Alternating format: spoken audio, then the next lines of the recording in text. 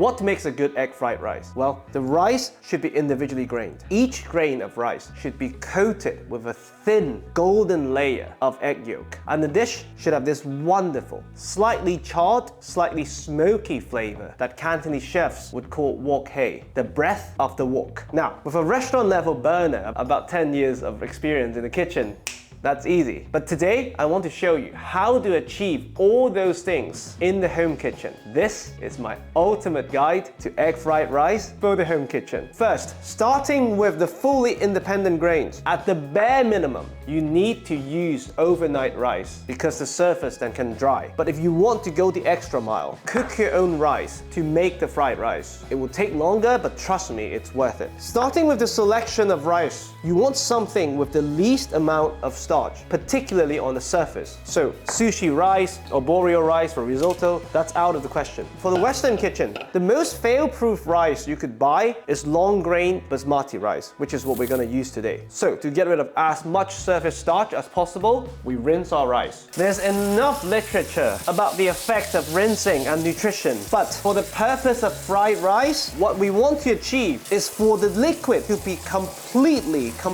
clear. Perfect. Grab our rice cooker, carefully drain off the excess liquid from the rice, and we add our rice. Now, before adding the water, once again, to help the grains remain separated, we add a drizzle of vegetable oil and we mix so that each grain is coated slightly with the vegetable oil. Once you add the water and start to cook the rice, what's going to happen is the oil would first float to the top, because oil and water, they have different densities. And once the rice is fully cooked and the water has been mostly evaporated, the oil would then come all the way to the bottom. So we're making 3 contacts between the oil and the rice, maximizing their chances of staying separated. I know it sounds like a lot of work, but egg fried rice, you have the egg and you have the rice. 2 weapons. And to paraphrase Bruce Lee, when you only have 2 weapons to play with, well then baby, you better train every part of your body. We add the water. Most modern day rice cookers, they come with measuring cups, but if yours does not, the ideal ratio here is 1.1 to 1. 1.1 parts water, 1 part rice. Try to form one flat, even layer, lid on, and you cook it in accordance to the right settings. In our case, I'll see you in an hour. The moment your rice becomes ready, we rescue it from excess moisture. So, lid off, and we fluff them up immediately. I'm no rice specialist like Sholin, but I feel like a hangary would be handy at this point, and we transfer everything to a flat surface. If anything sticks to the bottom, they're the weak links. Leave them behind. You try to form as even a layer of rice as possible, and let them cool down so the excess moisture from the surface can dry up. And once this thing cools down completely, we'll put this in the fridge and leave it overnight uncovered, so the fridge would draw out even more excess moisture on the surface. And tomorrow we'll talk about the breath of the wok. I'll see you then. After one night in the fridge, all 13 grains of rice have declared their independence from each other, that is. So we know the rice is sorted. Now we deal with the Wok-Hei.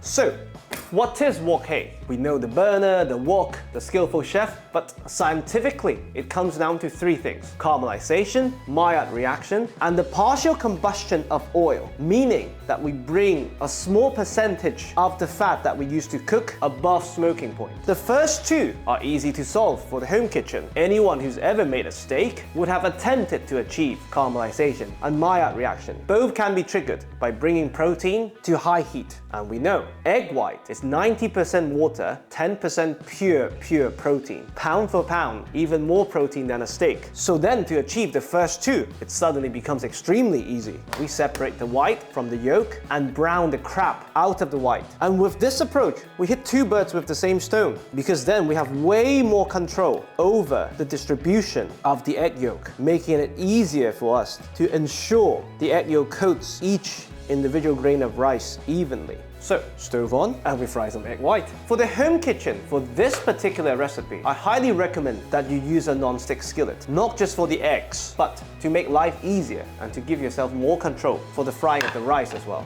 Once your skillet is hot, we add some vegetable oil or any high smoke point neutral oil. And be very generous with the oil, because we can skim them off before we add the rice. Egg white goes in. And we first let the egg white's 90% water content evaporate. Then the oil would start frying the egg, giving us us the caramelization, the Maillard reaction. And we really want to bring this to the point just before burning to really brown it, to really get the most out of the egg white. Once you can see the edges are golden brown, forming a crust, we flip it to cook the other side. Now, once you're happy with the egg, the whole thing comes out, and I've lined this plate with some kitchen towel to drain off the excess fat. Now, to deal with the third element of Wok-Hei, we need partial combustion of oil. With something like vegetable oil, which has a smoke point of 220 degrees Celsius, it's almost a futile exercise to attempt to do that at home. Instead of bringing our heat up to restaurant level, a very simple solution is to bring the smoke point required much lower. In this case, we're going to use butter, something that's extremely easily accessible. And just this much would give us the necessary smokiness without making the whole dish taste burnt. So stove back on, and you just want to make sure the fat is above 150. In this case, not yet. Now we're there.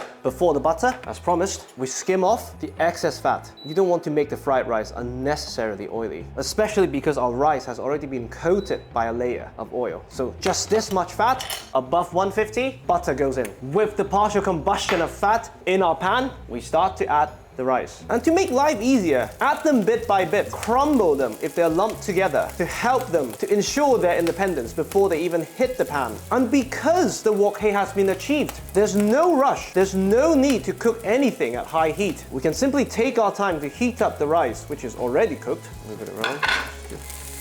Prevent anything from burning. Perfect.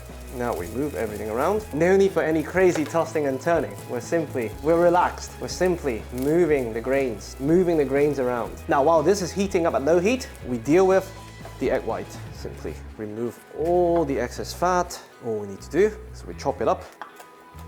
And this would give us some contrasting textures, especially with the crunchy bits. Now, the Wok-Hei bomb goes back in to join the party. And we have 3 out of 3. Simply mix everything together. Now, we season with salt for the first time. And this is our only seasoning, so be a bit generous. Now, once there's not much steam coming out, you know we're ready for the egg yolk. So, simply break our yolks. And we literally add this bit by bit. There's absolutely no rush. This way, nothing lumps together and everyone gets coated. And at this point, I'm using low heat, letting the magic of the non-stick help us distribute this golden goodness. As you can see, it took me 4 times to add 2 yolks. That's how patient we can afford to be once we got the Wok-Hei out of the way. Now, once you're happy with the color, we simply bring back some heat one last time to dry out the surface and give the yolk, which also has a good amount of protein and fat, a tiny bit of browning. And that's it. We can plate. This is so beautiful. Perfect. Grab our plate, pick our spot, and that's it. Individually grained, golden brown, full of Wok-Hei. This is my ultimate egg fried rice for the home kitchen. I really hope you enjoy.